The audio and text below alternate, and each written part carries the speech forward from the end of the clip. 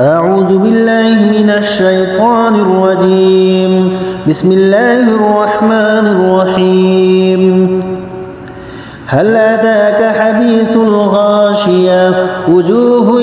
يومئذ خاشعة عاملة ناصبة تصلى نارا حامية تسقى من عين آنية ليس لهم طعام إلا من ضريع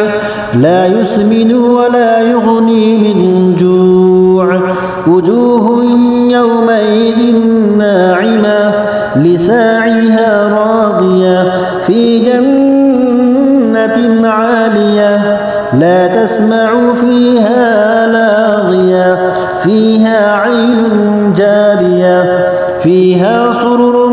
مرفوعة وأكواب موضوعة ونمارق مصفوفة وزرابي مبثوثة أفلا ينظرون إلى الإبل كيف خلقت وإلى السماء كيف رفعت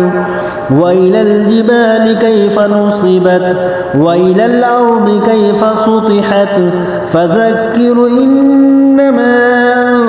أنت مذكر لست عليهم بمسيطر إلا من تولى وكفر فيعذبه الله العذاب الأكبر